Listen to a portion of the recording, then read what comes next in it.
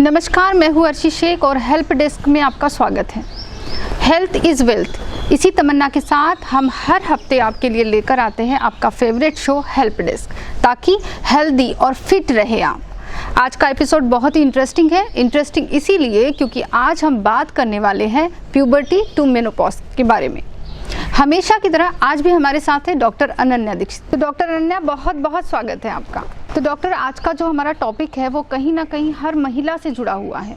तो what is puberty? Puberty क्या है, हमें समझाइए। प्यूबर्टी के बहुत सारे स्टेजेस होते हैं, जैसे कि इट स्टार्ट्स फ्रॉम एड्रीनार्क। एड्रीनार्क यानी कि ग्रोथ स्पर्ट होता है। जो कई सारे बच्चे होते हैं जो पहले से ही लंबे होते हैं, लेकिन कई सारे होते हैं जो पहले एवरेज हाइट के होते हैं, लेकिन प्यूबर्टी के दौरान हम देखते हैं कि लड़के अचानक बहुत ज़्यादा लंबे होने लग गए, लड़कियां लंबी होने लग गई, तो उसे हम कहते हैं एड्रीनार्क। दूसरा हमारा होता है थैलार्क। थैलार्क का मतलब होता है ब्रेस्ट बड का डेवलपमेंट होना। ब्रेस्ट इस वक्त डेवलप होना हमारे शुरू होते हैं। थर्ड हमारा होता है प्यूबार्क, यानी कि प्यूबिक हेयर आना, एक्जिला में हेयर आना, थोड़े थोड़े यहाँ हमारे हल्के हल्के बाल आना शुरू होना, जो बाकी बॉडी में हेयर थे वो थोड़े प्रोमिनेंट होना। मैं थिक एंड डार्क नहीं बोल रही हूँ, मैं कह रही हूँ प्रोमिनेंट होना। जो पहले हल्के रोए थे वो थोड़े अब हमें प्रोमिनेंट दिखने लगते हैं। उसके बाद आता हमारा आखिरी वाला होता है मेनार्क, मतलब कि पीरियड्स का आ जाना। सो अगर पीरियड्स नहीं आ रहे हैं तो आप ये नहीं बोल सकते कि प्यूबर्टी नहीं आई है। प्यूबर्टी आ गई है, पीरियड्स शायद नहीं आए होंगे अभी तक। तो जब हमारा ग्रोथ स्पर्ट होना शुरू होता है उसके 24 मंथ्स में, यानी कि 2 साल में पीरियड्स आ जाते हैं। अगर आपको बॉडी डेवलपमेंट नहीं दिख रहा है तो आप अपने गायनेक के पास पहुँचिए। अगर आपको पीरियड्स नहीं आ रहे हैं 16 साल तक, जब तक आपके सारे growth spurt, breast bud development, hair in the body, ये सब दिखना शुरू हो गया है, लेकिन पीरियड्स नहीं आए हैं और लेकिन वो 16 साल की है, तो आप गायनेक के पास पहुंचिए। अगर इनमें से कुछ भी नहीं आया है और पीरियड्स भी नहीं आए हैं और बच्ची 18 साल की पहुंच गई है, तो अपने गायनेक के पास पहुंचिए। डॉक्टर, एक बार हाइजीन को जो है वो किस तरह से मेंटेन करना चाहिए वो शॉर्ट में बता दीजिए। सो हाइजीन का मतलब होता है साफ़ सफाई। अब हमारे वजाइना का पीएच होता है 4.5। ड्यूरिंग प्रेगनेंसी थोड़ा और एसिडिक हो जाता है, यानी कि 3.5 तक का पहुंच जाता है। एसिडिक का मतलब होता है कि उसमें एसिड सिक्रेशन ज़्यादा है। जब हम स्केल देखते हैं तो 7 जो होता है उसे न्यूट्रल कहते हैं। उसके ऊपर जितना भी होता है एसिडिक है और उसके नीचे जितना होता है 7 से नीचे वो होता है हमारा बेसिक। सो ब्लड नमकीन होता है। अगर आपका कहीं मुंह में कट जाए या हमारे हाथ में कट जाए और हम उसे मुंह में लगाते हैं तो हमें थोड़ा सा नमकीन लगता है, तो ब्लड का पीएच थोड़ा अल्कलाइन है, यानी कि बेसिक पीएच है। सो एसिडिक पीएच इसलिए होता है हमारे वजाइना का कि वो हमारे इन्फेक्शन को नेचुरली अवॉइड करता है। सो वहाँ पे कुछ गुड बैक्टीरियाज प्रेजेंट होते हैं। वो नॉर्मली नेचुरल फ्लोरा है हमारे वजाइना का, वो वहाँ रहेंगे। वो बाकी बैक्टीरियाज़ को ग्रोथ होने से रोकते हैं। एसिडिक पीएच, गुड बैक्टीरियाज़, ये सब। अब जब फॉल्स बैक्टीरिया, बैड बैक्टीरिया वहाँ पे आना शुरू होता है, तब हमारा पीएच रिड्यूस हो रहा होता है, इसलिए वो आता है। या फिर हमारे गुड बैक्टीरिया बैड बैक्टीरिया में कन्वर्ट हो जाता है, या फिर गुड बैक्टीरिया का नंबर इतना ज़्यादा हो जाता है कि इट बिकम्स बैड। सो जब हम बात करते हैं एसिडिक पीएच, जब पीरियड्स आते हैं तब ब्लड वहाँ आता है, तो क्या हो गया? पीएच बेसिक हो गया, यानी अल्कलाइन हो गया। अल्कलाइन पीएच हो गया मतलब कि वो बहुत फेवरेबल हो गया कोई भी इन्फेक्शन आने के लिए। अब ब्लड, मैंने इसके पहले भी बताया था, blood is a very good culture media. तो ब्लड में कोई भी बैक्टीरिया की ग्रोथ होना, ब्लड में कोई भी इन्फेक्शन आना बहुत आसान होता है। अगर आप ब्लड ऐसे खुला छोड़ दोगे कोई साफ़ डिश में, या फिर डिश मतलब कि कोई साफ़ बर्तन में, या फिर ऐसे ही इन सराउंडिंग, वो साफ़ बर्तन हो या गंदा बर्तन हो, उसमें ऐसे ही छोड़ दोगे तो आप देखोगे ब्लड में बहुत जल्दी गंदगी लगना शुरू हो जाती है। वही होता है हमारे बॉडी के साथ। सो वैसे तो साफ़ सफाई आपको हमेशा ही रखनी है, जब से बच्ची प्यूबर्टी में आती है तब से। उसके पहले मदर ही उसकी टेक केयर करती है, बट जब वो प्यूबर्टी में आती है तब से थोड़ी ज़्यादा सेल्फ रिलायंट होना शुरू हो जाती है, क्योंकि उसकी एज का करीब 8 से 13 साल ऐसी होती है। अब जब उसके हम प्यूबर्टी के दौरान ख़ास करके बोलते हैं, तो मैं आपको during menses and without menses जो उसका टाइम होता है उसकी मैं साफ़ सफाई बताती हूँ।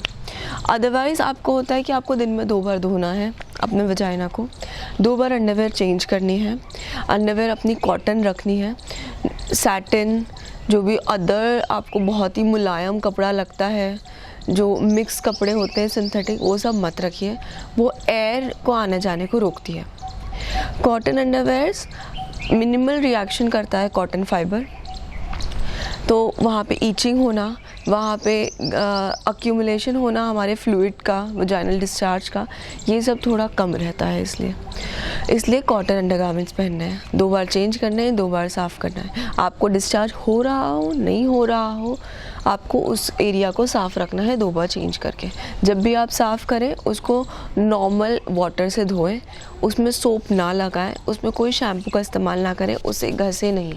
उसका डायरेक्शन ये होता है नीचे से ऊपर, सिर्फ एक बार हल्के हाथों से, बहुत ही सॉफ्ट, टाइट करके नहीं करना है, घसना नहीं है। इससे क्या होता है, जब हम घसते हैं या फिर टाइट करते हैं तो हमारा जो लेयर ऑफ वजाइना होता है, एक स्किन होता है, वो स्किन बहुत जल्दी हट जाता है वहाँ से। अब जो मेरे हाथ की स्किन हटेगी और जो मेरे वजाइनल एरिया की स्किन हटेगी उसमें अंतर होता है। यहाँ की स्किन मेरी बहुत ज़्यादा नरम और सॉफ्ट है, तो जब मैं उसमें थोड़ा टाइट हाथ से भी करूँगी ना तो बहुत जल्दी पील ऑफ होगी, तो अगर जो भी इन्फेक्शन है वो तुरंत नेक्स्ट लेयर में पहुँच जाएगा। समझ रहे हैं आप? और जो मैं ऊपर नीचे कर रही हूँ वो भी नहीं करना है, सिर्फ एक डायरेक्शन में हल्के हाथ से करके धोना है आपको, पूरे एनस से लेके ऊपर वजाइना तक, या फिर वजाइना से लेके पीछे एनस तक, ऐसा। अगर कोई डिस्चार्ज है तो पहले डिस्चार्ज को धो लीजिए और फिर अपना हाथ वहाँ पे लगाइए नॉर्मल वाटर से। नॉर्मल वाटर से, कुछ ठंडे पानी का, गर्म पानी का ऐसा कुछ नहीं है। नेक्स्ट होता है during the periods. During the periods जाहिर है आपको वॉशिंग थोड़ी ज़्यादा रखनी होती है, सो 2 से 3 बार भी ठीक होता है। नेक्स्ट होता है कि आप धोने के बाद उसे पोंछते कैसे हैं। कपड़े से पोंछना है, अगर कपड़े से पोंछना है तो कॉटन क्लॉथ है, पोंछने के तुरंत बाद आप उसे धुलने डालेंगे, बाकी कपड़ों के साथ मत धोइए, खुद से धो लीजिए। अंडरवेयर को बाकी कपड़ों के साथ मत धोइए, खुद से धो लीजिए। बाइक को मत दीजिए, वॉशिंग मशीन में मत डालिए क्योंकि उसमें सफाई नहीं होगी, खुद से धोइए। सेकेंड होता है अगर कपड़े से नहीं तो काई से। The best thing is tissue. जो किचन का टिश्यू रोल होता है या फिर जो टॉयलेट पेपर का टिश्यू होता है, वो टिश्यू हम जो अदरवाइज़ टिश्यू जो छोटे छोटे यूज़ करते हैं उससे थोड़ी अच्छी क्वालिटी का होता है। सो जब आप वहाँ पे टैप करके पोंछते हैं, आप कभी उसको ऐसे ऐसे नहीं पोंछते हैं, आप ऐसे टैप करके पोंछते हैं तो वहाँ पे कोई टिश्यू चिपकता नहीं है। वो टिश्यू आपका जितना भी सोक करना है वाटर उतना सोक करके हट जाता है, तो वहाँ पे कोई चीज़ चिपकेगी नहीं, वो चीज़ साफ़ होती है बिकॉज वो रैप्ड होके आता है, क्लीन है। सेकेंड होता है कि वहाँ पे कोई वो एक्सेस आपका जो मॉइस्चर है उसको नहीं खींच लेता, जितना रहना चाहिए वहाँ रख देता है। नेक्स्ट होता है आपके पीरियड्स के टाइम आप पैड कितने समय में चेंज कर रहे हैं। जब गंदगी होती है तब नहीं, एवरी 3 आवर्स आपको पैड चेंज करना ही है, वो पूरा डर्टी हुआ हो नहीं हुआ हो, 3 hours you have to change it. क्यों चेंज इट? क्योंकि उसमें ब्लड तो सोक हो रहा है, कम हुआ हो ज़्यादा हुआ हो, थोड़ा बहुत डिस्चार्ज भी रहता है, कम हुआ हो ज़्यादा हुआ हो, आप वहाँ पे कितने देर तक उसको रखोगे। वहाँ पे पीएच तो चेंज हो ही रहा है ना उस जगह का फ़िलहाल पीरियड्स के दौरान, अब उसके साथ में और वहाँ पे इतने समय तक ब्लड को चिपका के रखो। मैंने कहा था ना ब्लड कल्चर मीडिया है अच्छा, तो उसको जितने समय तक आप वहाँ रखोगे आपको, इसलिए कई सारे लोग आते हैं पीरियड्स के बाद ईचिंग होती है। पीरियड्स के बाद क्यों ईचिंग होएगी? हार्मोनल इम्बैलेंस पीरियड्स के तुरंत बाद तो नहीं हो रहा है ना, तब तो आपके सारे हार्मोन्स नॉर्मल लेवल पे आना शुरू हो रहे हैं।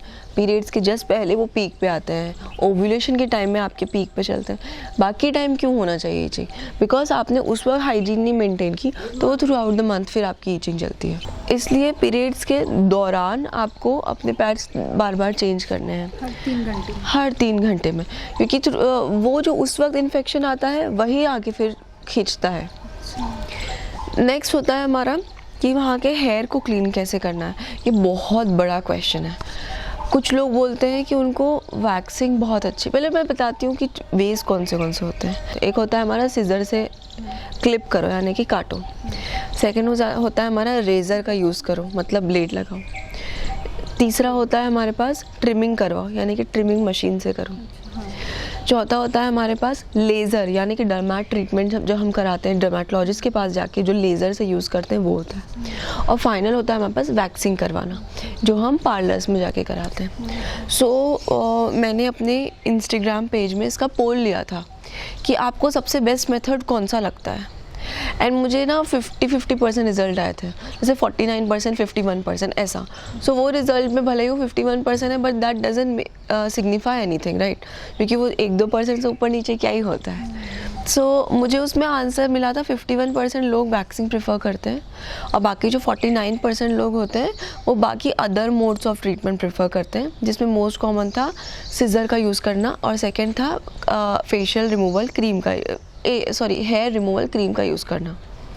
सो अब जब हम वैक्सिंग की बात करते हैं, वैक्सिंग लोगों को इसीलिए बहुत ज़्यादा अच्छा लगता है क्योंकि आप उसको एक बार कराते हो, रूट से पूरा हेयर निकल जाता है, एकदम क्लीन सॉफ्ट स्किन हो जाती है, और उसके बाद हमें करीब 2 से 3 महीने तक फिर से कराना नहीं पड़ता।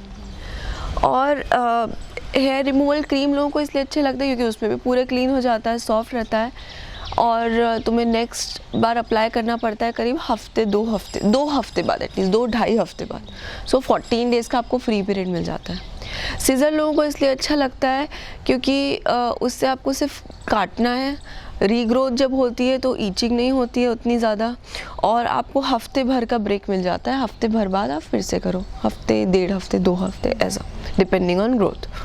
सो यहाँ पे मैं आपको आंसर बताती हूँ which is the best method, which is the safest method, which is the hygienically best method, और which is the most convenient method and free of cost method.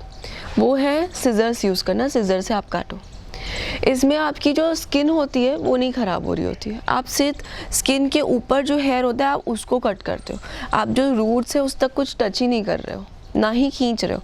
सो आप ऊपर का पार्ट कट करते हो। सो जब रीग्रोथ होती है तब आपको उतना ईच नहीं होता। नेक्स्ट होता है कि कन्वीनियंट है, आप घर में खुद कर सकते हो, आपको किसी और के असिस्टेंस की ज़रूरत नहीं है।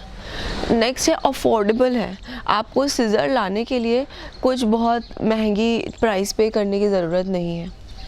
नेक्स्ट है कि आप इसको खुद ही रिपीट कर सकते हो। सो ये बेस्ट मेथड है जो गायनेकोलॉजिस्ट बताते हैं आपको।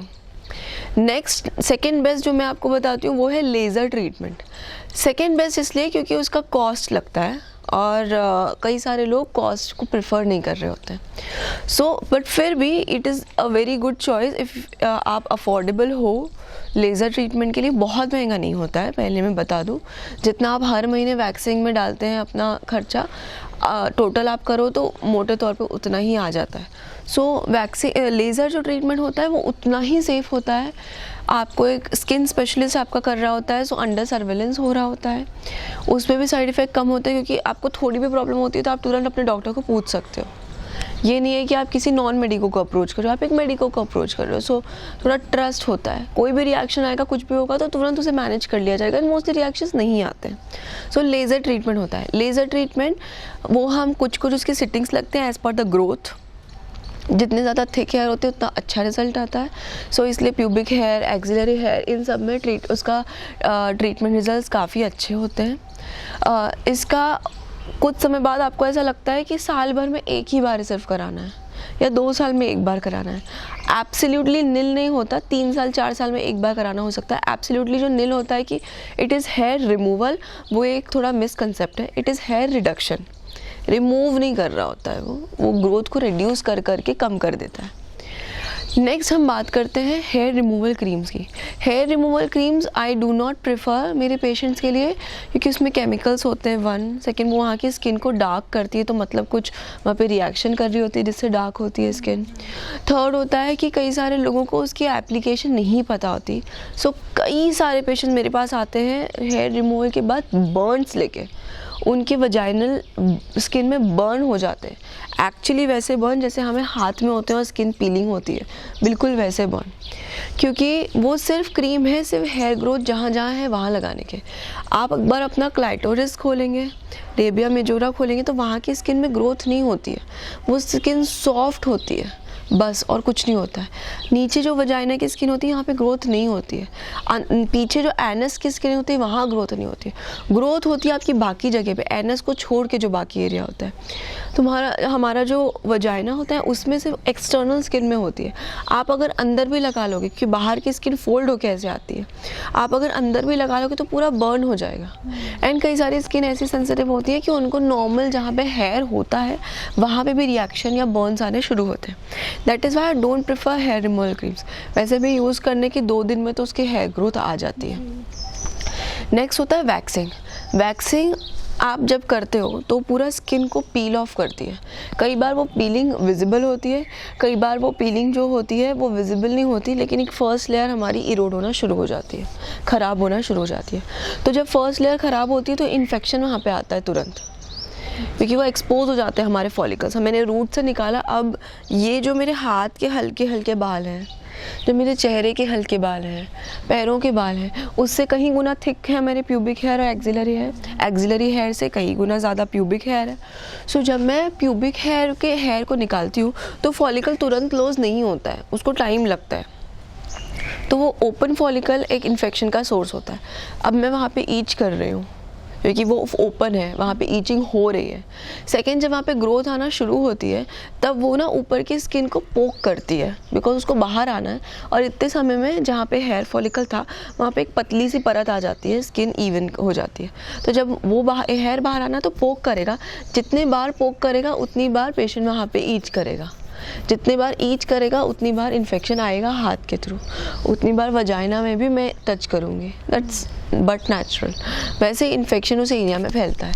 इसलिए आप वैक्सिंग आपको अगर बहुत कंफर्टेबल है, जो बहुत कम लोगों को कंफर्टेबल होती है, तो अपने रिस्क पे कर रहे होते हैं अपने एक्सपीरियंस के थ्रू। अगर आपको कराना है तो लेज़र हेयर रिमूवल कराइए या फिर हेयर क्लिपिंग विद सिजर्स करिए।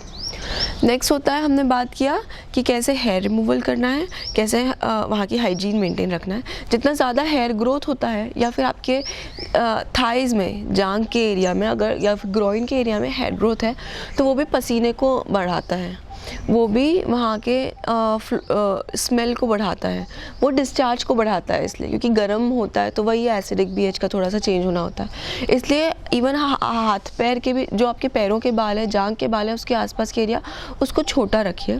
अगर छोटे हैं तो ठीक है, अगर प्यूबिक हेयर आपके स्प्रेड है काफ़ी जगह पे तो फिर आप उसको रिमूवल कराइए। नेक्स्ट जो हम बात करते हैं वो होते हैं उस एरिया की स्मेल की। नॉर्मली वहाँ पे मिनिमल स्मेल जो कि आपकी बॉडी फ्लोरा जैसी होती है वैसी रहेगी, या फिर नो स्मेल रहेगी। आपको गुड स्मेल नहीं आएगी वहाँ से। अगर आप एक्सपेक्ट कर रहे हैं कि वहाँ पे आपको डिओड्रेंट जैसी स्मेल आए या फिर फ्लावर्स की तरह महके आपका पेरिनियल एरिया, तो वैसा नहीं होगा। It's abnormal.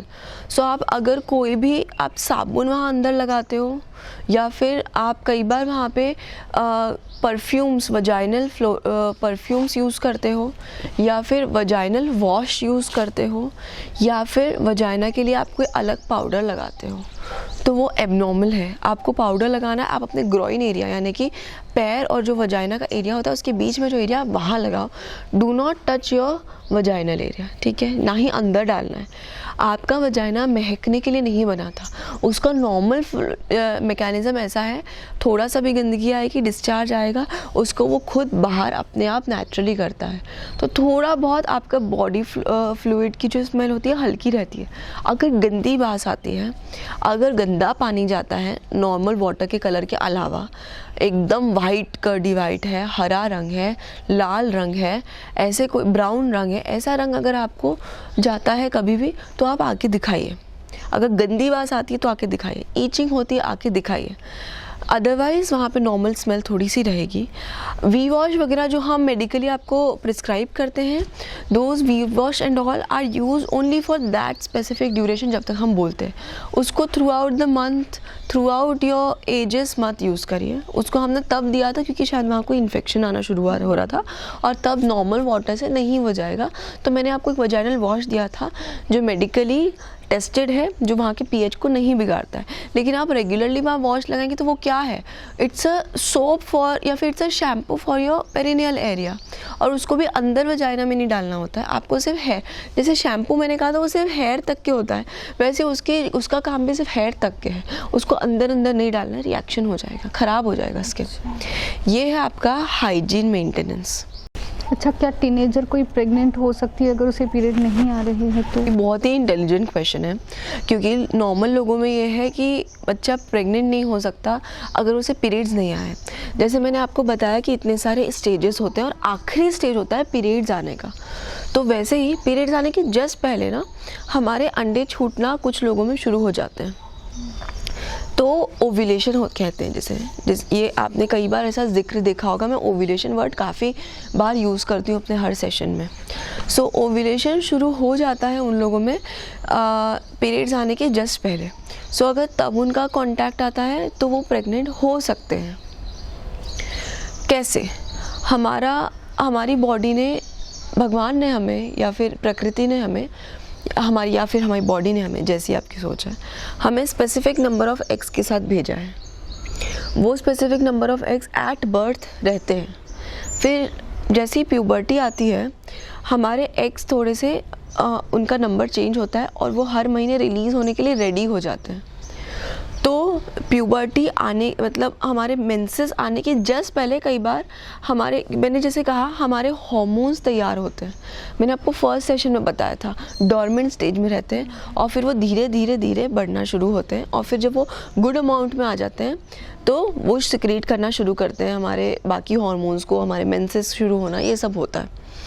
तो जब हमारे अंडों की बारी आती है तब भी वो हार्मोन्स के इन्फ्लुएंस में है, तो थोड़ा जब हमारे हार्मोन सिक्रीट होते हैं तो यहाँ पे on end of secretion of eggs शुरू हो जाता है कुछ लोगों में नहीं होता है और मेंसेस आने के बाद होता है। तो इसलिए अगर इस वक्त पीरियड्स आएंगे तो बच्ची प्रेग्नेंट हो सकती है।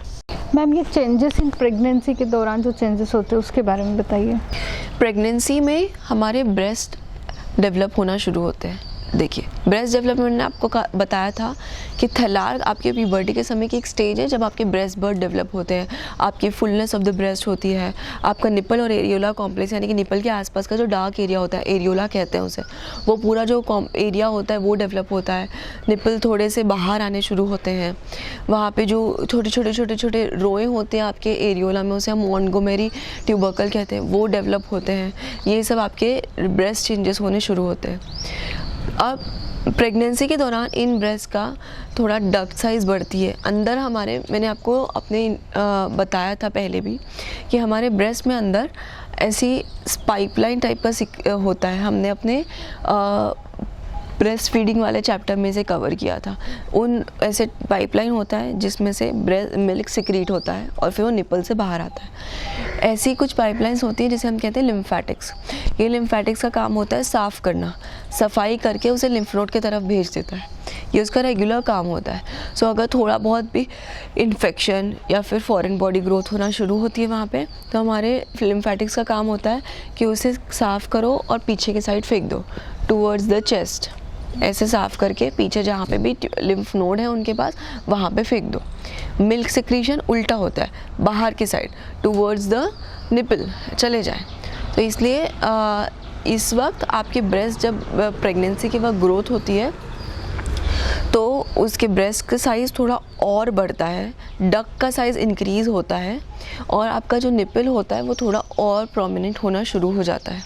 तो थोड़ी सी टेंडरनेस रहती है, बिकॉज जैसे मैंने कहा आपके डक का साइज़ इंक्रीज़ हो रहा है, मिल्क सिक्रीशन थोड़ा सा बढ़ना शुरू हो रहा है, मिल्क प्रोडक्शन रादर, सिक्रीशन नहीं प्रोडक्शन होना शुरू हो रहा है अंदर। जब बेबी होता है तब हमारा सिक्रीशन होना शुरू हो जाता है। सो एक ब्रेस्ट चेंजेस होते हैं। दूसरा होता है थोड़ा बहुत हमारे स्किन चेंजेस होते हैं, जैसे कि एस्ट्रोजन के कारण होता है, मतलब प्रेगनेंसी हार्मोन्स के कारण ऐसा होता है कि हमारे यहाँ की स्किन, नोज़ और ये जो बटरफ्लाई एरिया, ये हमारा एरिया चीक बोन्स का, ये बटरफ्लाई के विंग्स की तरह ऐसा होता है और ये बटरफ्लाई की बॉडी की तरह। सो ये जो बटरफ्लाई एरिया होता है इसमें थोड़े से ऐसे हमें दाग आने, डार्क कलर के शुरू होते हैं। कुछ लोगों को ये दाग अपार्ट फ्रॉम प्रेगनेंसी भी रहते हैं, प्रेगनेंसी के पहले से है या प्रेगनेंसी के बाद थे, प्रेगनेंसी में नहीं थे, वो दूसरी कंडीशन है, वो सेंसिटिविटी होती है धूप वगैरह से। ये प्रेगनेंसी के दौरान जो होता है ये सिर्फ इस एरिया में आता है, और ये सेंसिटिविटी होती है हार्मोन्स की, ना कि एक्सटर्नल किसी सोर्स की, इंटरनल चीज़ की। तो ये सब होना शुरू होना, फिर हमारा जो बाकी कुछ लोगों को ये होता है कि हमारे जो पेट का और ये जो कमर का एरिया होता है इसमें स्ट्रेच मार्क्स आते हैं। क्यों? वो जाहिर सी बात है, हमारा पेट बढ़ रहा है तो स्किन खींच रही है, स्किन खिंचती है तो थोड़े फटने के जो मार्क्स होते हैं वो बाहर हमें ऐसे स्ट्राई की तरह यानी कि लाइंस की तरह दिखते हैं, क्योंकि स्किन फट रही होती है। तो बहुत कॉमन है, और हमारे पास आते भी है कि इसको हटाएं कैसे। आने के बाद हटाना वो एक नेचुरल मैकेनिज़्म है कि वो कैसे हटते हैं, वो अपनी ड्यूरेशन लेके लाइट होके चले जाते हैं। ये जो भी हम सोल्यूशंस लगाते हैं, क्रीम लगाते हैं, खोपरे का तेल लगाते हैं, क्योंकि हम ईच नहीं कर रहे होते हैं वगैरह, तो भी स्ट्रेच मार्क्स थोड़े कम होते हैं, क्योंकि ईचिंग से भी इस वक्त जो स्ट्रेच थिन स्किन होती है, हम ईच करते हैं तो थोड़ी और स्ट्रेच होती है। ईचिंग थोड़ी सी रोकता है तो लोकल सिम्टम्स रिलीव हो जाते हैं। और कुछ लोगों में ये ऐसा दिखा है कि इनमें स्ट्रेच मार्क आगे नहीं आते हैं। ऐसा कोई भी क्रीम से श्योरिटी नहीं है कि आगे नहीं आएंगे। ऐसा तो कहा जाता है खुजली आती है खुजाने की वजह से, वही मतलब थिनिंग ऑफ द स्किन हो जाती है, तो ईचिंग से थोड़ी और थिन होती है तो ऐसे प्रोमिनेंट दिखता है। पर एनीवेज जो स्किन फट रही है वो तो कहीं ना कहीं से दिखाएगी ना वो मार्क्स, तो आप नहीं भी खुजाओगे तो स्ट्रेच तो हो ही रही है वो, ऐसा है। अच्छा, मेनोपॉज और पेरीमेनोपॉज, इसमें क्या अंतर है? मेनोपॉज यानी कि पीरियड्स का रुक जाना। कितना रुक जाना? क्या अगर आपको 6 महीने पीरियड्स नहीं आए हैं और आप ऐसे 50 साल वगैरह की उम्र में हो तो आप उसे मेनोपॉज बोलोगे? नहीं बोलोगे। अगर 1 ईयर एग्जैक्टली 12 मंथ्स आपको पीरियड्स नहीं आए हैं, मानिए आपके लास्ट पीरियड्स आए थे 2020 जनवरी में और 2021 जनवरी तक आपके पीरियड्स नहीं आए हैं, ना स्पॉटिंग हुई है, ना ही इरेगुलरली आए हैं, एब्सोल्युटली नील ब्लड डिस्चार्ज, तो आप बोलोगे मेनोपॉज अटेन हो गया है। अगर ऐसा है कि 11 मंथ बाद आपको स्पॉटिंग हुई है तो वो मेनोपॉज नहीं है। तो ये होता है हमारा मेनोपॉज, यानी कि 12 मंथ्स यानी कि 1 ईयर तक नो ब्लड एट ऑल।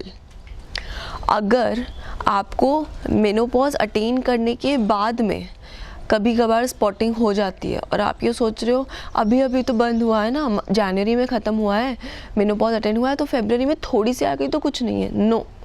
अगर आपको थोड़ा सा भी ब्लड निकल रहा है वजाइना से जहाँ 1 साल तक नहीं निकला था, यानी या फिर जब आप संबंध रख रहे हैं तब अगर आपको ब्लड आ रहा है आपके वजाइना से, तो तुरंत अपने डॉक्टर को अप्रोच करिए। क्यों अप्रोच करिए? It is cancer unless proved otherwise. ये हमने अपने MBBS, अपने इंटर्नशिप, अपने PG, अपने सुपर स्पेशलिटी, अपने फेलोशिप, अपने 10, 12, 13 साल की पढ़ाई और उसके बाद जितने भी अनगिनत साल का एक्सपीरियंस होता है, यही पढ़ा है, यही सुना है, यही समझा है और यही देखा है पेशेंट्स में। इट इज़ कैंसर, अदरवाइज अगर प्रूव हुआ है तो ही वो कुछ और है, नहीं तो वो है कैंसर। ये कैंसर का सिंबल है, इसलिए तुरंत पहुंचिए अपने डॉक्टर के पास, उसे डिले मत करिए। नेक्स्ट चीज़ होती है कि पेरीमेनोपॉजल क्या है। पेरीमेनोपॉज यानी कि मेंसेस अटेन होने के पहले का जो पीरियड होता है और थोड़ा सा जो बाद का पीरियड होता है, उस वक्त जो हमारे हार्मोन्स फ्लक्चुएट होना शुरू होते हैं, चेंज होना शुरू होते हैं, उसे हम पेरीमेनोपॉजल फेज बोलते हैं। जैसे कि हार्मोन्स फ्लक्चुएट हो रहे हैं तो आपको मूड चेंजेस ज़्यादा दिख रहे हैं, आपकी वजाइनल में ड्राइनेस ज़्यादा हो रही है, रूखापन लग रहा है, पीरियड्स के वक्त थोड़ा सा अनकंफर्टेबल लगना शुरू हो रहा है क्योंकि ड्राई है वजाइना, ल्यूब्रिकेशन उतना नहीं है, या फिर अब आपको पीरियड जब आ रहे हैं तो हार्मोन्स ऐसे क्रेजीली डांस कर रहे होते हैं, तो कभी वो इतने रेगुलर होते हैं कि 2-3 महीने में एक बार आते हैं, या फिर वो ऐसा होता है कि हर महीने आ रहे हैं पर ज़्यादा आ रहे हैं, या फिर हर 15 डेज़ 20 डेज़ में आने शुरू हो जा रहे हैं। तो इन सब के दौरान भी आपको हो सकता है थोड़ी सी मेडिकल हेल्प लगे, तो जाके अपने गायनेकोलॉजिस्ट को एक बार मिलिए। थोड़े से हमें इसमें स्किन चेंजेस भी होना शुरू होते हैं, जो स्किन की इलास्टिसिटी होती है वो जाती है, तो स्किन का रूखा होना ज़्यादा या फिर रिंकल्स आना शुरू होता है हमें, इस वक्त ज़्यादा प्रोमिनेंट दिखने लगता है। इसके अलावा हमें मूड चेंजेस के अलावा अगर कुछ हमें देखना शुरू होते हैं तो हम देखते हैं कि हमें फ्लक्चुएशंस हमारे जो डे टू डे एक्टिविटीज़ में होते हैं, जैसे कि ज़्यादा सुस्ती लगना, ये सब होना हमें थोड़ा शुरू होता है। अभी जब तक आपके पीरियड्स शुरू थे आप प्रोटेक्टेड थे एज अ फीमेल, ये एक पॉजिटिव पॉइंट है, एक प्रॉफिट है आपके लिए कि जब तक आपके पीरियड्स शुरू थे तो आप हार्ट के कुछ अटैक्स या फिर हार्ट को लेके जो भी आपकी चीज़ें थी एज अ प्रोटेक्टिव फैक्टर काम करता है आपके पीरियड्स, प्रोटेक्शन होता है हार्ट को। तो आप देखना जो भी जब तक पीरियड्स चलते होते हैं ना तब तक हार्ट अटैक वगैरह के आपको कम दिखेंगे केसेस, बहुत कम, महिलाओं में आपको बहुत कम दिखेंगे हार्ट अटैक के केसेस। लेकिन जब आपका पीरियड्स ख़त्म हो जाते हैं, पेरीमेनोपॉजल एज यानी कि पीरियड्स के जस्ट बाद, पेरीमेनोपॉजल तो इर्द गिर्द घूमता है ना मेनोपॉज के, तो मेनोपॉज ख़त्म होने के बाद भी थोड़ा फेज शुरू रहता है। तो तब भी आप ये चेंजेस से एक तो अपने आप को हैबिचुअल कर रहे होते हो अपनी बॉडी को, दूसरा होता है कि अभी आपके हार्मोन्स थोड़े विड्रॉल स्टेज में रहते हैं। तो पेरीमेनोपॉजल, पोस्ट मेनोपॉजल, इस एज में आपको हार्ट अटैक या फिर कोई बोन चेंजेस के लिए, हार्ट चेंजेस के लिए आप काफ़ी रेडी रहते हो, मतलब हार्ट अटैक आप में हो सकता है, बोन चेंजेस, आपकी बोन वगैरह वीक हो सकती है क्योंकि हार्मोन्स आपके काफ़ी अब विड्रॉल स्टेज में चल रहे हैं, धीरे धीरे वो डॉर्मेंट हो जाएंगे, मतलब ज़ीरो स्टेज में आ जाएंगे। तो ये सब चीज़ें आपको ध्यान रखनी होती है कि आपका मेनोपॉज अटेन हो जाए तो उसके बाद आपको अपने डॉक्टर से बात करके कैल्शियम शुरू करना, रेगुलर कैल्शियम इंटेक, अपनी लिपिड प्रोफाइल कराना और अपने फ़ैट को, कोलेस्ट्रॉल को कंट्रोल में रखना, अपनी डाइट को मॉड्यूलेट करना अब आपका शुरू होगा। ये हमने बात की फ्रॉम प्यूबर्टी टिल मेनोपॉज और फिर पोस्ट मेनोपॉज। अब कुछ इम्पॉर्टेंट चीज़ें हैं जो वैक्सीनेशंस होती हैं और टेस्ट होते हैं जो आपको फ्रॉम प्यूबर्टी कराने हैं। प्यूबर्टी के दौरान अगर आपके 2-3 साल तक मेंसेस इरेगुलर हैं तो हम उसे नॉर्मल कंसिडर करते हैं अनलेस प्रूव्ड अदरवाइज। इसका मतलब है कि कोई अदर कॉजेज़ हैं जिसके कारण पीरियड आपके इरेगुलर हो सकते हैं और वो अदर कॉजेज़ आपके हार्मोनल रिलेटेड होते हैं। या फिर आपको पीरियड्स अगर नहीं आ रहे हैं, जैसे मैंने 16 और 18 साल की उम्र बोली थी, तो आपको अपने डॉक्टर को दिखाना है क्योंकि हो सकता है हार्मोन्स के अलावा भी कोई कॉज हो। जैसे हमने अपने फर्स्ट चैप्टर इनफर्टिलिटी के चैप्टर में जब मैंने आपको पूरी एनाटॉमी स्ट्रक्चर बताया था कैसा है, तो अगर वहाँ पे कोई पर्दा है जो अभी तक हमारा जो हाइमेन होता है उसमें थोड़े गैप्स होते हैं तो ब्लड के आने जाने के लिए जगह होती है। द नॉर्मल डायरेक्शन इज अंदर से बाहर, तो जाता है वो जगह होती है। अगर उसमें कम गैप है या फिर आप समझो पूरा का पूरा बंद है तो ब्लड बाहर नहीं आएगा, उसको पेन ज़्यादा होगा या फिर अंदर एक्यूमुलेट करेगा तो उसके ऑर्गन्स में अंदर वो जमना शुरू होगा और फिर एक समय वो उल्टे डायरेक्शन में चले जाएगा। तो अगर पीरियड्स नहीं आ रहे हैं रेगुलर है तो डॉक्टर को ज़रूर बताएं, उतनी चिंता ना करें लेकिन ज़रूर बताएं क्योंकि कोई और कॉज भी हो सकता है, जैसे मैंने कहा अनलेस प्रूव्ड अदरवाइज। सेकेंड होता है इस वक्त हमारी एक सर्वाइकल कैंसर के अगेंस्ट वैक्सीन हम लगाते हैं। प्यूबर्टी में शुरू होता है उसका डोजेस, या तो आप प्यूबर्टी में दें या तो आप अपने फर्स्ट सेक्सुअल एक्सपोजर यानी कि फर्स्ट टाइम जब भी सेक्स हो रहा है उसके पहले अपने 3 डोजेस ख़त्म करवा लें। तो अगर आप बोल रहे हैं कि मेरा फर्स्ट सेक्सुअल एक्सपोजर तो 30 साल में हुआ है तो लेकिन मैं प्यूबर्टी में तो नहीं हूँ तो मैं लगवा लूँ क्या? आप लगवा सकते हो। फर्स्ट सेक्सुअल एक्सपोजर कभी भी हो 40 साल के पहले। तो इस सर्वाइकल कैंसर वैक्सीन के बारे में आप अपने गायनेकोलॉजिस्ट से संपर्क करें। नेक्स्ट होता है आपका कि अगर आपने सर्वाइकल कैंसर वैक्सीन नहीं लगाई है लेकिन आपका फर्स्ट सेक्सुअल एक्सपोजर हो गया है तो हमें लेना है क्या? हाँ जी, आप तब भी ले सकते हैं क्योंकि सर्वाइकल कैंसर वैक्सीन एक human papilloma virus HPV virus के अगेंस्ट काम करती है। सो इसका प्रिवेंशन होता है कि HPV वायरस ना आए आपको सर्विक्स का कैंसर ना कराए, जो कि मैंने आपको बताया था अपने फर्स्ट चैप्टर में। यूट्रस का एक भाग वजाइना में खुलता है जिसे हम सर्विक्स कहते हैं, उसके कैंसर की हम बात कर रहे हैं। सो अगर आपका फर्स्ट सेक्सुअल एक्सपोजर हो गया है फिर भी मैं कहूँगी कि सेफर साइड लगा लो। एक्सपोजर हुआ है, हो सकता है इन्फेक्शन ना आया हो, कैंसर ना आया हो, कुछ प्रोटेक्शन तो मिलेगा। नेक्स्ट हमारी बात होती है मैमोग्राफी या फिर USG ऑफ द ब्रेस्ट की। ये होता है अगर आपको अपने स्तन में कोई गांठ पता चल रही है तो हम करवाते हैं। अगर आप 35 ईयर्स के 40 ईयर्स के 35 to 40 ईयर्स के आसपास के एज के हैं या फिर उससे ऊपर हैं और आपको स्तन में गांठ लग रही है तो करवाते हैं, नहीं लग रही है तो भी हर साल एक बार करवाना चाहिए। आपके कैंसर को रूल आउट करने के लिए है।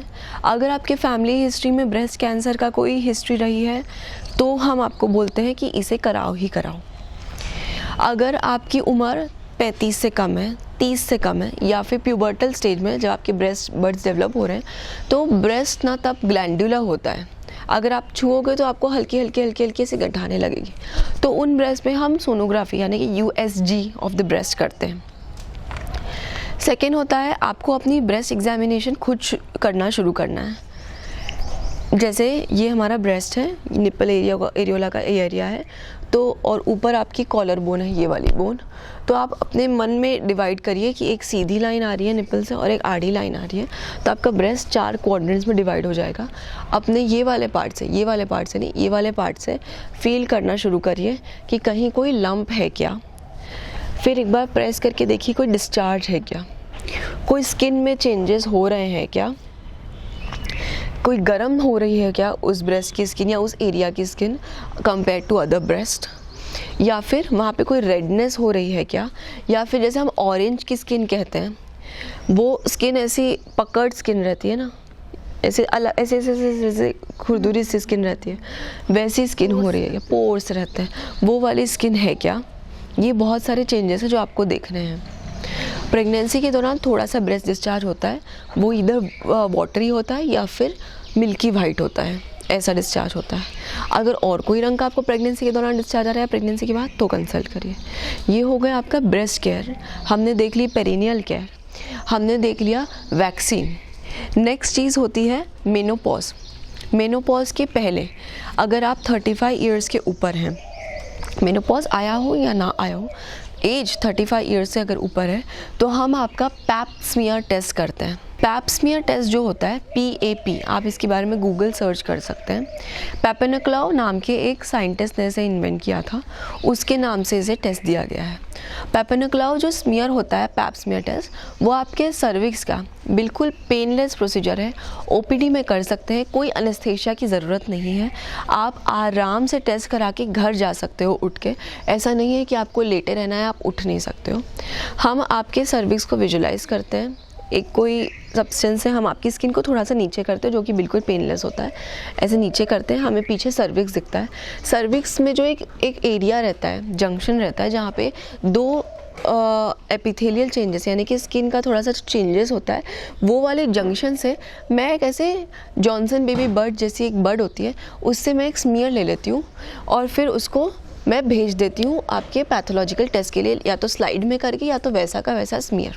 पैप स्मीयर एक अफोर्डेबल टेस्ट है, एक पेनलेस टेस्ट है, असेसिबल यानी कि आपको गायनेकोलॉजिस्ट के पास नॉर्मली मिल जाएगा। इसके लिए आपको कोई टर्शरी केयर सेंटर की या बड़े अस्पताल में जाने की ज़रूरत नहीं है। पैप स्मीयर एक ऐसा टेस्ट है जो आराम से हो सकता है, उसमें कोई आपको स्किल की ज़रूरत नहीं है। ये टेस्ट आपको हर साल कराना ही है, भले ही आपको सिम्टम कोई हो या ना हो। अगर आप 35 से ऊपर हैं तो कराइए। अगर आपकी फैमिली हिस्ट्री में सर्वाइकल कैंसर का है हिस्ट्री तो हम हर 6 मंथ्स में कराते हैं, उसके साथ हम बाकी इन्वेस्टिगेशंस भी कराते हैं। ये है आपकी बात पैप स्मीयर की। पैप स्मीयर एक बहुत ही अच्छा स्क्रीनिंग टेस्ट है फॉर सर्वाइकल कैंसर। इसके अलावा अगर आपकी कोई फैमिली हिस्ट्री है किसी भी प्रकार के कैंसर को लेके या फिर किसी और चीज़ को लेके, जैसे फाइब्रॉइड है, पॉलिप है, तो अपने गायनेकोलॉजिस्ट से वैसे मिलिए, वो आपको इस बारे में सलाह देंगे। ये तो बात हो गई प्यूबर्टी टू मेनोपॉज की। हमने सारे वैक्सीन के बारे में, हाइजीन के बारे में सब जान लिया, लेकिन आप अपने पेज पे हमेशा एक्सरसाइज के बारे में डालती हैं, तो उसके बारे में बताइए। क्या सिर्फ वो वुमेंस के लिए है, क्या सभी के लिए? एक्सरसाइज इन जनरल सभी के लिए इम्पॉर्टेंट है, सबको भागना दौड़ना ही चाहिए। अगर आपकी कोई इश्यूज़ है जिसके कारण आप भागना दौड़ना नहीं कर सकते हैं तो आप योगा करिए, आप स्ट्रेचिंग एक्सरसाइजेस घर में करिए, एनी काइंड ऑफ एक्सरसाइज करिए, आपके बॉडी को मूव करते रहिए। अगर आप जितना बिना मूव किए रखोगे ना तो वो जड़ होती जाएगी और फैट बढ़ेगा अननेसेसरीली, क्योंकि जो हम खा रहे हैं उसका यूटिलाइज तो होना। सो एक्सरसाइज इन जनरल ही दोनों जेंडर्स के लिए, हर जेंडर के लिए बहुत इम्पॉर्टेंट है। बेस्ट टाइम एक्सरसाइज का होता है मॉर्निंग में उठ के। एयर क्वालिटी बहुत अच्छी होती है, बाहर भीड़ कम होती है, सो आप भागा दौड़ी खेलना सब कर सकते हैं। अगर आप भागा दौड़ी नहीं करते तो आप अदरवाइज़ अगर कोई गेम खेलते हैं तो वो करिए।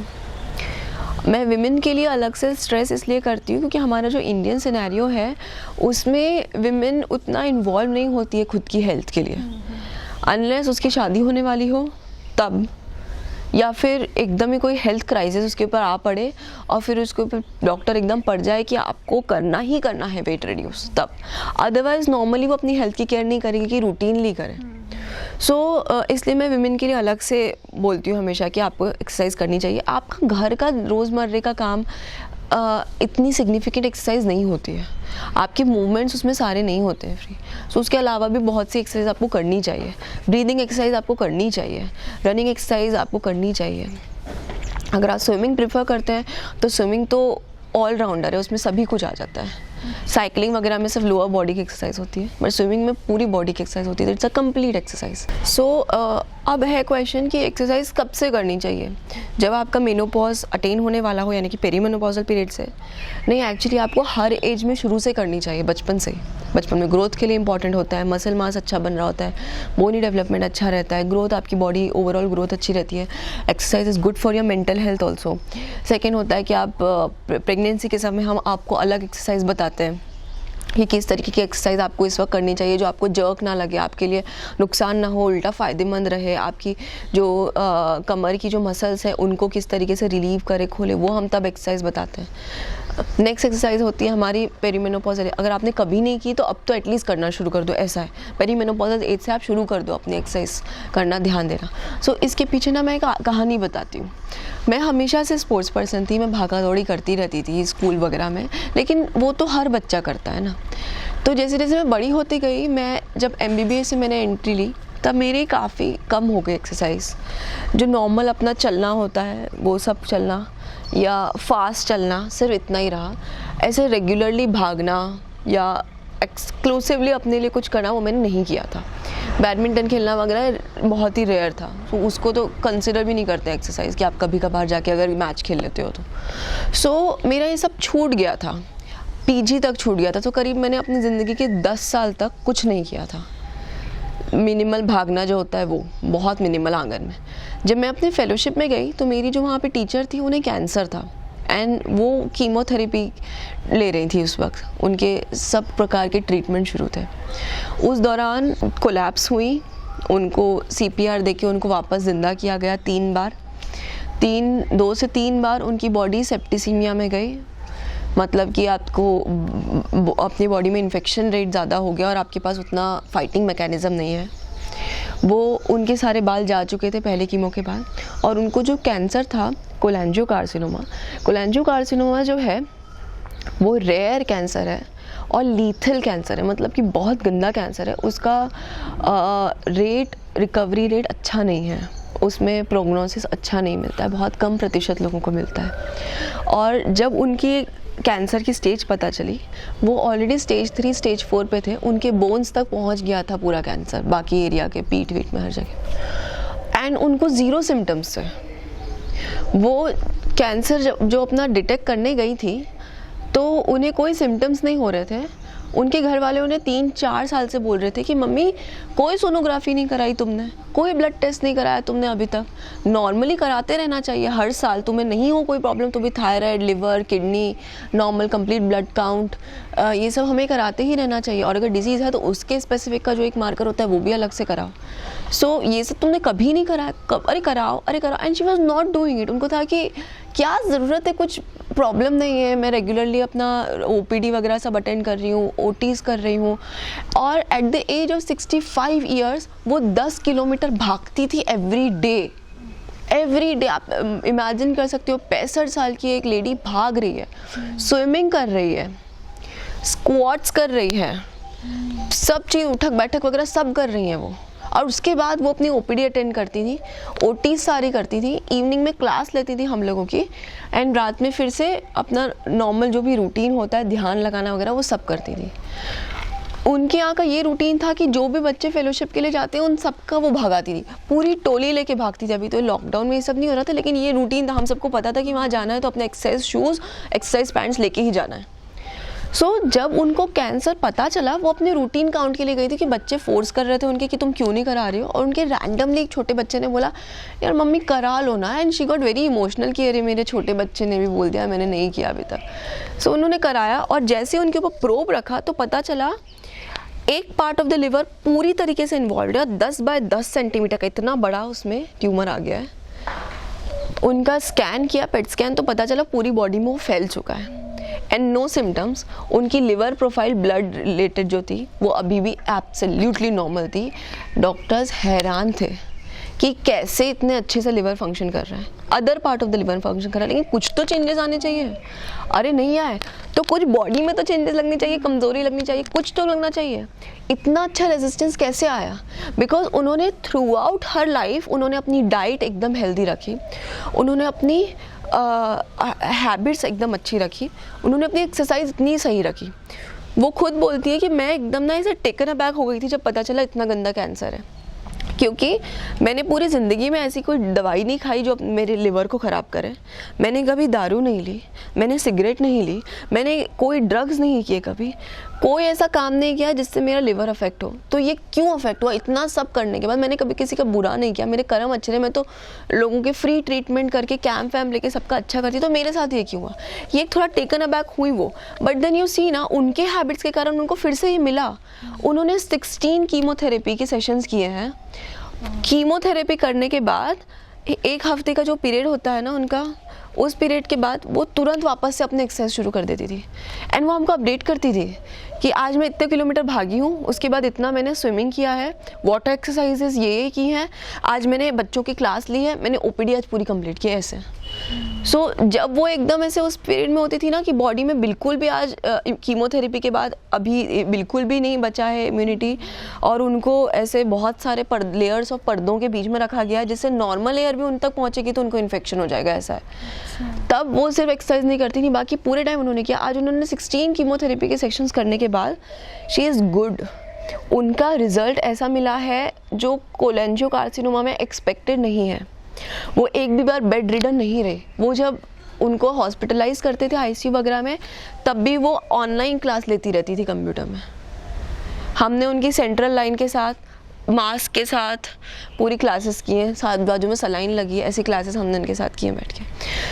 हेल्थ का इम्पोर्टेंस हमें तभी पता चलता है जब एक्चुअली हेल्थ कॉम्प्रोमाइज़ होने लगती है। बाकी जब तक आपकी सांसें अच्छी से चल रही हैं, आप हिल रहे डुल रहे हो, आपको तब तक थोड़ी ना पता चलेगा कि आपका क्या है बॉडी का रेजिस्टेंस। वो तो जब कोई प्रॉब्लम आती है तब आपको पता चलता है ना बॉडी किस तरीके से फाइट कर रही है, आप कितना मेंटली आप ख़राब हो रहे हो, फिजिकली ख़राब हो रहे हो। इसलिए आप एक्सरसाइज करो, इसलिए अपनी डाइट को सही रखो। एक और इंसिडेंस बताती हूँ। एक चाइनीज़ ठेले वाला था, चाइनीज़ सबको खिलाता था, उसमें वो अजीनोमोटो नाम का वो पदार्थ डालता था। वो खुद नहीं खाता था अजीनोमोटो, उसके लेकिन हाथ में पाउडर यहाँ डालता था वो, ठीक है। बहुत सालों तक वो डालते रहा, सिर्फ स्किन तक था, खाया नहीं है, सिर्फ स्किन में था। उसको यहाँ से कैंसर होना शुरू हो गया। अजीनोमोटो एक ऐसी चीज़ है जो काफ़ी कॉमनली लोग खाते हैं, चाइनीज़ फूड वगैरह में हम लोग खाते हैं। ऐसी कुछ चीज़ें हैं जो आपको ध्यान रखनी है, आपको अवेयर होना है। और ये सेशंस उसी लिए बनाए गए हैं कि अगर आप पढ़ नहीं पा रहे हो, आप राइट सोर्स नहीं ढूंढ पा रहे हो, तो जो बेसिक इन्फॉर्मेशन है वो आपके घर तक पहुँचे। और कई सारी अगर आप आदतें छोड़ सकते हैं, ठीक कर सकते हैं, ध्यान रख सकते हैं तो करिए। ऐसा ना हो कि आपको पता नहीं था इसलिए आप इतनी प्रॉब्लम में पड़ गए। अब बात हो जाए मिथ्स पर, कुछ बात कर लेते हैं। हाँ जी, हाँ, जैसे पीरियड्स के दौरान जींस नहीं पहने देते, लड़कियों को नहीं पहनना चाहिए, तो ये मिथ्स है क्या? कुछ सही में उससे कुछ प्रॉब्लम होती है?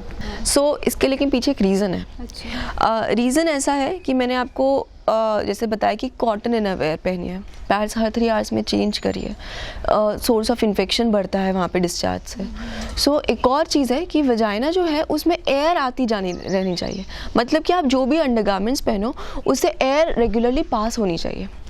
ये नहीं कि वहाँ पे अगर एयर नहीं जाएगी तो वही बात है ना कि एयर नहीं लगेगी तो क्लीनलीनेस कैसे होगी, या वहाँ पे एक्यूमुलेशन होगा। पीरियड्स के दौरान क्या होता है, पहले आपको एक तो ब्लड डिस्चार्ज आ रहा है, वो एक कल्चर मीडिया है। सेकेंड, हम वहाँ पे पैड लगाते हैं तो वो एक एयर को रोक देता है, वहाँ पे एक्यूमुलेशन हो रहा है ब्लड का, तो उस 3 घंटे तो है, भले आप 3 घंटे में भी चेंज कर रहे हो। उसके बाद आप ऊपर एक और कपड़ा पहनते हो। कई सारी लड़कियों की आदत होती है कि पीरियड्स के दौरान स्लैक्स पहनना होता है उन्हें, फिर वो ऊपर कुछ कपड़ा, लेगिंग्स, जीन्स, सलवार जो भी पहनना है। जीन्स का कपड़ा कैसा होता है, नॉर्मल कॉटन जैसा तो नहीं होता, मोटा होता है, तो वो एयर को रोकता है, इसलिए हम बोलते हैं जीन्स मत पहनो। अदरवाइज जीन्स बहुत अच्छी होती है हमारे पैड को इंटैक्ट वगैरह रखने के लिए, लेकिन फॉर अदर बायोलॉजिकल रीजन हम बोलते हैं कि जीन्स मत पहनिए, आप कोई और ऐसा कपड़ा पहनिए जिससे एयर आना जाना करे। तो वो अगर आपके कोई लेगिंग्स हैं जो कि होजेरी या कॉटन की होते हैं, या फिर और कोई आपकी, हम इंडियन ड्रेस को क्यों प्रमोट करते हैं, था इंडियन ड्रेस लूज़ होती है ना, या फिर ऐसी होती है जो बहुत इजी चेंज करने के लिए हो, हर कोई उसे पहन सकता है, कभी भी पहन सकता है, ऐसा है। साड़ी लूज़ है, सलवार लूज़ है, लेगिंग लूज़ है, ये सब लूज़ कपड़े, इसलिए हम बोलते हैं, और कोई रीज़न नहीं है कि जीन्स नहीं क्यों पहननी चाहिए। अच्छा, वो अचार को हाथ नहीं डालना चाहिए, अचार में खाना नहीं चाहिए, हाँ, मिथ है। ऐसा इसकी शुरुआत हुई थी, अचार मत बनाओ तुम बैठ के। क्यों नहीं बनाओ, क्योंकि उसकी प्रोसीजर बड़ी होती है, तुम्हें काटना होता है, तुम्हें उसमें सारे प्रिजर्वेटिव्स लाने होते हैं, जो भी हम नमक, तेल वगैरह, मिर्ची डालते हैं, और उसमें उसको कैसे, उसकी जो बड़ी बड़ी बर्नियों में हम रखते हैं, तो उसको उठाना रखना है, उसको टाइम टू टाइम उस पर ध्यान देना कि वो धूप में रहे, अब वो अंदर आ जाए, फिर से वो धूप में रखें, तो ये सब थोड़ी टास्क की चीज़ होती है। तो उस वक्त हम पीरियड्स के दौरान हम लेडी को रोक रहे होते हैं कि आप ऐसी कोई भी चीज़ मत करो जिसमें आपको और प्रॉब्लम हो, बर्नियों को उठाओ, उसका पूरा सामान करो। अब आजकल तो हम अचार खरीद के ले आते हैं, पर ये सब जो बनाने का काम होता था पहले घर में होता था, इसलिए हम मना करते थे। अदरवाइज़ उसे छुओ मत वगैरह ऐसी चीज़ नहीं होती है। अचार में अपने आप ही बहुत सारे प्रिजर्वेटिव्स होते हैं। जब आप अचार देखते हो तो उसके ऊपर इतना तेल लहरा रहा होता है, उसमें बहुत सारा नमक होता है, तो उसमें इन्फेक्शन तो आने से रहा।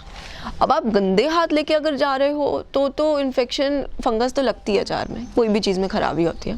सो पहले क्लीनलीनेस का भी उतना नहीं था, पहले मिट्टी में हाथ घस के धोते थे, तो आपके नाखून के आसपास का एरिया वगैरह साफ़ नहीं रहता था, तो इन्फेक्शन जाता था। इसलिए हम बोलते थे कि मत छुओ अचार को, या फिर किचन को मत छुओ, किचन के कोई सामान को मत छुओ। अदरवाइज़ उसका कोई लेना देना नहीं है कि पीरियड्स के टाइम अचार मत छुओ, कोई ख़राब नहीं होता है। ये मैं अपने एक्सपीरियंस से बता रही हूँ, अपने पेशेंट्स के एक्सपीरियंस से बता रही हूँ, अपने आसपास के लोगों से बता रही हूँ, कुछ ख़राब नहीं होता है, आप बिंदास छुओ। ऐसा भी बोला जाता है कि पीरियड्स के दौरान किचन में मत जाओ, नहीं आना चाहिए तुमको बाहर। मिथ, बट इसके पीछे भी रीज़न है।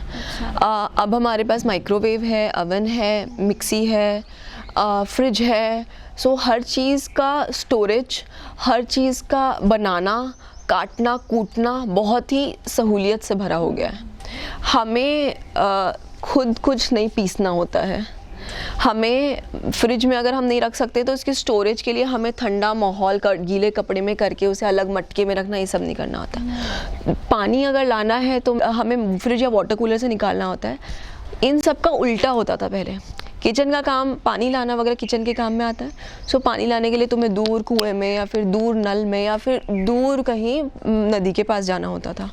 अगर हम किचन की बात कर रहे हैं तो पहले सब खुद पीसना है, खुद कूटना है, भारी भारी सामान खुद उठाने हैं। तो इस वक्त हम महिला को बोलते थे कि तुम ब्लीड कर रही हो, तुम्हें वैसे ही बॉडी पेन्स वगैरह हैं, तो तुम अपने पे रहम खाओ, अपने आराम कर लो, ये सब मत करो। अब आप मेरी बात नहीं मानोगे या कोई बच्चा बात नहीं मानेगा तो नॉर्मल रिएक्शन क्या होता है, ऐसे मत करो भूत आ जाएगा, ऐसे मत करो तुम्हें बुरा हो जाएगा। तो वही रिएक्शन नॉर्मल जो होता है वो आया बाहर और लोगों ने बोलना शुरू किया किचन में मत जाओ वरना घर वालों को बीमारी लग जाएगी, किचन में जाने से भगवान गुस्सा होते हैं, भगवान की पूजा मत करो। इस वक्त किचन में होते हैं मोस्टली भगवान जी, या फिर अलग से मंदिर में होते हैं, तो भगवान की सब पूजा मत करो, भगवान गुस्सा हो जाता है। भगवान गुस्सा होने का भी यही रीज़न है कि पहले पूजा भी ऐसे नॉर्मल सी नहीं होती थी, हवन होते थे बड़े बड़े, उसका भी सामग्री लगती थी जो खुद वो लोग लाना जाना करके करते थे, लकड़ी लाना वगैरह सब। इसलिए कहते थे तुम ये मत करो, कोई और कर लेगा, तुम आराम करो। वो आउट ऑफ कंसर्न निकला था, बट मानते नहीं थे तो उसे डराना शुरू हुआ और डर से सब दूर हो गए। ऐसे दूर हुए कि अब सेशंस लेके कंडक्ट करके बताने की ज़रूरत पड़ रही है कि गलत है वो। एक और मिथ है कि पीरियड्स के दौरान नहाना नहीं चाहिए, एक्टिविटी कोई मत करो, ऐसे रोकते टोकते हैं सब। नहीं, तुम्हारा ब्लड वगैरह जा रहा है तो तुम्हें हाइजीन तो मेंटेन करनी ही चाहिए, नहाना ही चाहिए। और उसका सिर धोने से कोई लेना देना नहीं है, आप सिर धो सकते हैं, कुछ पानी पड़ने से अंदर ठंडा नहीं होगा। अगर आपकी बहुत ही स्ट्रॉन्ग फेथ है और आपको नहीं ही धोना है, नहीं ही करना है, तो एटलीस्ट बाय 3 डेज़ अपने आप का सिर धो लो। 3 दिन में सिर धोना इज़ नॉर्मल, वो कर लो। और बाकी जो मैंने आपको बताई अपनी लोकल क्लीनलीनेस कैसे रखनी हो रखी है। जहाँ बात आती है एक्टिविटी की, एक्टिविटी आप भागा दौड़ी सब कर सकते हो, सब करो। अगर आपको ऐसा होता है कि अनकंफर्टेबल हो आप भागा दौड़ी करने में, तो मत करो। उल्टा एक्टिविटी बहुत ही प्रोटेक्टिव इसलिए होती है क्योंकि आपकी ये मसल्स यहाँ की खोलती है, तो जो अदर कॉजेस होते हैं ना पेन पीरियड्स में होने के या पीरियड्स के पहले होने के, वो रिलीव हो जाते हैं क्योंकि ये रिलैक्स हो जाती है आपकी यहाँ की मसल। तो उतना ज़्यादा प्रॉब्लम नहीं होती आपके यूट्रस में या फिर आपकी मस्कुलर पेन में। बाकी अगर और कोई कॉज है पेन का तो वो तो हम रूल आउट करते हैं इन्वेस्टिगेट करके। लेकिन ये जो लोकल चीज़ें होते हैं, हम तो ऐसे बोलते हैं महिलाओं को कि अगर आप through out the month exercise नहीं कर सकते हो तो एटलीस्ट पीरियड आने के 1 हफ्ता 10 दिन पहले एक्सरसाइज करना शुरू करो। तो इन लोगों में जो PMS होता है ना, प्री मेनोपॉजल सिम्टम्स, वो भी बहुत कम होते हैं। ये इट इज़ प्रूवन। इसलिए एक्सरसाइज, स्ट्रेचिंग एक्सरसाइज, ये सब आप करो। जहाँ आप अनकंफर्टेबल हो वहाँ मत करो, अपने कंफर्ट जोन से निकल के मत करो कुछ भी। अच्छा, ऐसी कोई प्रॉपर एज होती है क्या कि मेंसेस बंद हो जाने की? Yes, this is another very wise question. So menses बंद होने की एज है 45 to 55 ईयर्स। इंडिया की मेन एज यानी कि एवरेज एज है 52.5 ईयर्स, 52.2 ईयर्स। सो इतने एज में पीरियड्स बंद हो जाते हैं। अगर आपके पीरियड्स बहुत ही जल्दी आए हैं, मानिए 10-11 साल के थे तब आ गए, तो आप अपने डॉक्टर से जाके जल्दी मिलिए। आपको पीरियड्स बंद होने के पहले भी शायद कुछ चीज़ें जाननी होंगी क्योंकि जो एस्ट्रोजन का एक्सपोजर पीरियड है वो उतना बढ़ गया है, तो कैंसर के चांसेस इन पेशेंट्स में ज़्यादा होते हैं। तो जाके मिलिए। तो अगर आपको कुछ टेस्ट कराने हैं, कुछ आपको एहतियात बरतने हैं, तो आपके डॉक्टर बताएंगे। अदरवाइज़ आपकी जो 55 ईयर्स तक की एज होती है तब तक होती है, तो आप 50-55 में नॉर्मली जाके डॉक्टर से मिल सकते हैं पीरियड्स ना बंद हुए हों तो। एक और चीज़ जो मुझे आपको बतानी है वो है पीरियड्स के टाइम में कपड़ा यूज़ करना, पैड्स यूज़ करना, पैंटी लाइनर्स यूज़ करना या फिर टैम्पॉन्स यूज़ करना। ये भी एक क्वेश्चन है जो हमें कॉमनली पूछते हैं। और एक और नया आया है आजकल, वो है मेंस्ट्रुअल कप यूज़ करना। सो आप पैड्स यूज़ करिए, पैड्स तो सेफेस्ट है। कॉटन पैड्स आते हैं वो यूज़ करिए। कोई रिएक्शन होता है तो चेंज योर ब्रांड या फिर change the texture. Cotton pads mostly होते हैं जिसमें कोई रिएक्शन नहीं आता है। कपड़ा यूज़ मत करिए। कपड़े में यही बात है कि ब्लड लगता है तो ब्लड की क्लीनलीनेस अलग तरीके से होती है। सिर्फ आप अगर अपने डिटर्जेंट से धो लेते हैं तो क्लीन नहीं होता है, उसे स्टरलाइज़ करना ज़रूरी होता है। पैड्स आपके स्टरलाइज़ होके आते हैं। अगर आप कोई इको फ्रेंडली मेथड यूज़ करना चाहते हैं तो आप पैंटी लाइनर्स यूज़ कर सकते हैं। वही बात है, बशर्ते आपको अपनी क्लीनिंग रखनी है बराबर उस पैंटी लाइनर की, उसको सुखाना, उसको धूप में लंबे समय एक्सपोज करना, उसको बराबर साबुन से धोना, डेटॉल वाटर में धोना, ये सब करना होता है। कपड़ा ना यूज़ करने का एक और रीज़न ये है कि एक तो क्लीनलीनेस है, दूसरा है कि वो ज़्यादा लेयर्स ऑफ क्लॉथ रहता है, सो इट्स नॉट सेफ वही एयरेशन के लिए। नेक्स्ट है कि उससे ब्लड लॉस कितना हुआ है नहीं समझ में आता है। इतना कपड़ा आपने यूज़ किया, इतना कपड़ा यूज़ किया, इतना कपड़ा यूज़ किया, अलग अलग डिग्री होती है ब्लड लॉस की। तो आप बोलोगे दिन भर में एक ही कपड़ा जाता है, ज़्यादा ब्लड लॉस नहीं है, हो सकता है वो इतने सादे लेयर्स हैं तो ज़्यादा ही है ब्लड लॉस, तो समझने में प्रॉब्लम होती है। नेक्स्ट होता है टैम्पॉन्स यूज़ करना। टैम्पॉन्स आप यूज़ कर सकते हो अगर आप कंफर्टेबल हो। वर्जिन लेडीज़ में हम नहीं बोलते टैम्पॉन्स यूज़ करने फॉर द ऑब्वियस रीज़न कि उसमें हाइमेन रप्चर नहीं हुआ रहता है। अगर आप खुद से रप्चर कर देते तो कई बार पेनफुल रहता है। कई लोगों के अलग अपने पर्सनल चॉइसेस रहती हैं टैम्पॉन्स ना यूज़ करने के, तो वरना tampons is safe to use, उसमें कोई प्रॉब्लम नहीं है। आपकी बॉडी साइज़ के हिसाब से आते हैं। अगर आप मेंस्ट्रुअल कप यूज़ करना चाहते हो तो menstrual cup are also very safe to use. आप अपने बॉडी के हिसाब से अपना कप साइज़ यूज़ कर सकते हैं। उसे साफ़ करने के भी तरीके होते हैं, इको फ्रेंडली वे है। अगर उसे साफ़ करने के लिए भी आपके जो तरीके होते हैं यही है, गरम उबालो उसको पानी में, उसे भी डेटॉल वाटर में बाद में धो, उसको भी सोप से धो, उसको स्टरलाइज़ आप करो, उसको भी धूप में आप रखो। ये उसके तरीके होते हैं। उसको भी क्लीनली आप सरफेस जिस एरिया में फाइनली आप बाकी महीने के बाकी दिनों में स्टोर करते हो वो साफ़ जगह होनी चाहिए। तो ये सारी चीज़ें आप बरतें तो प्यूबर्टी टू मेनोपॉज आपकी पूरी हाइजीन भी सिक्योर है। डॉक्टर अनन्या, आपका बहुत बहुत धन्यवाद, आप हमारे साथ जुड़ी और हमें इतनी महत्वपूर्ण जानकारी दी। तो हेल्प डेस्क में आज इतना ही। अगले हफ्ते आपके हेल्थ से जुड़े किसी नई प्रॉब्लम को डिस्कस करेंगे और उसके सॉल्यूशन भी बताएंगे। अगर आपको आज के एपिसोड से रिलेटेड कोई भी प्रॉब्लम है तो आप हमें इस नंबर पर मैसेज द्वारा पूछ सकते हैं। तो इसी उम्मीद के साथ आप हमेशा सेहतमंद रहें। अगले एपिसोड में फिर होगी मुलाकात। तब तक के लिए हमें दीजिए इजाज़त। नमस्कार।